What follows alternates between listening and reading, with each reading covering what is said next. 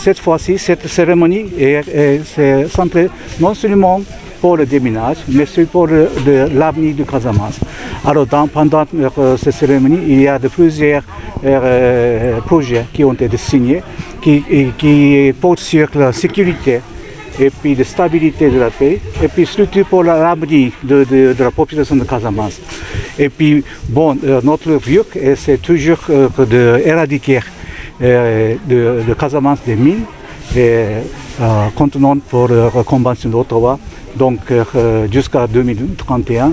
Je souhaiterais, avec tous les partenaires internationaux, c'est-à-dire l'Union européenne, la Suisse, l'Inde, les États-Unis, et puis des ONG comme HI, et puis d'autres personnels. Bien sûr que nous sommes ici pour vous former, car nous ne sommes pas l'intention de rester toujours au déminer Casamance, mais pour donner, de former la capacité nationale, quoique le Sénégal puisse être le centre d'excellence en ce qui concerne le déménagement en l'Afrique de l'Ouest. L'œuvre d'un seul acteur. Il est plutôt le fruit d'une synergie d'action qui concerne l'État, les collectivités territoriales, les partenaires techniques et financiers et les communautés locales. C'est pourquoi je me réjouis avec vous aujourd'hui de la tenue de cette cérémonie qui s'inscrit pleinement dans cette vision. Et je demeure convaincu que ce don contribuera à renforcer la capacité du CNAMS afin de lui permettre de répondre enfin correctement et efficacement aux enjeux et défis liés au déminage humanitaire en Casamance.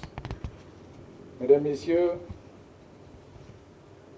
le déminage joue un rôle important du fait qu'il revêt un caractère humanitaire, sécuritaire, social, mais également de stabilité et de développement socio-économique.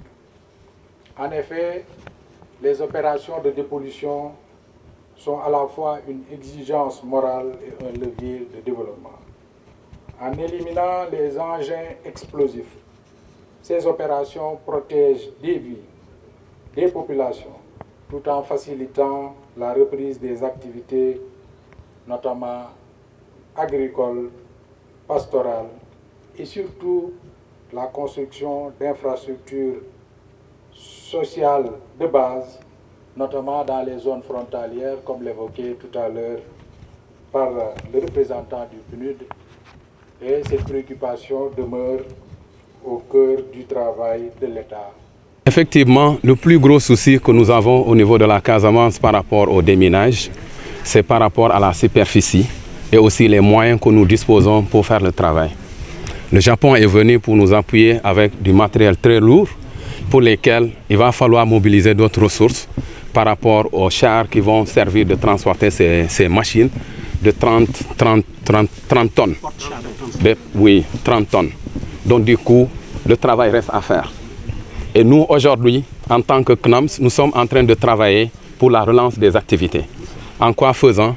En mettant en place le dispositif nécessaire pour tout ce qu'on appelle accréditation. On a deux types d'accréditation, c'est organisationnel et puis opérationnel. Donc pour le moment, on a déjà accrédité organisationnellement 2 organisations et nous sommes en train de faire des études pour les accréditations opérationnelles pour les organisations qui en ont demandé. Donc voilà, c'est pourquoi alors j'ai l'autre programme cet après-midi et demain pour inaugurer l'autre projet qui est pour soutenir le secteur clé qui est l'agriculture ici à Casamance. Là, nous sommes en collaboration avec pratiquement toutes les universités du pays, les programmes de l'État, le gouvernement du Japon et le PNUD. Aujourd'hui, nous avons reçu la visite du gouvernement japonais et du PNUD qui consiste à réceptionner une serre de 5000 m² et des capteurs qui sont installés au sein de la ferme pédagogique de Niaguis. Oui, vous savez, depuis l'entame de nos activités, on a œuvré vraiment sur fonds propres à travers l'expérience locale. Aujourd'hui, avec la technologie, avec cette expérience innovante, nous serons en mesure vraiment de booster notre production. Cette serre nous permettra aussi de rester à l'abri des insectes, à l'abri des rayons solaires, à l'abri des vents qui dominent un peu nos cultures, qui les perturbent, à l'abri de la forte pluie aussi qui perturbe souvent et qui fait pourrir nos cultures. Donc ça sera vraiment une aubaine pour nous et juste une opportunité, voire même une occasion de pouvoir produire en abondance. Dans le secteur agriculture. Mais ici, je constate qu'il y a des volontés, espoirs, que de jeunes et attelés par l'agriculture qui sont ici de l'école de ferme pédagogique de Niaguis. Alors, cette combinaison de volontariat que nous approuvons avec le partenariat de PNUD, de haute technologie du Japon dans l'agriculture, rend possible d'attirer la jeune génération, surtout des femmes, pour chercher leurs avenir dans l'agriculture casamançaise. Car, comme j'ai constaté dans mon exposé, que c'est une terre très riche, plusieurs possibilités dans le futur, une fois la paix établie. C'est pourquoi nous avons décidé d'accompagner la volonté du peuple casamançais avec le partenaire avec PNUD de renforcer encore davantage de parcours de cette ferme pédagogique à Niaguis.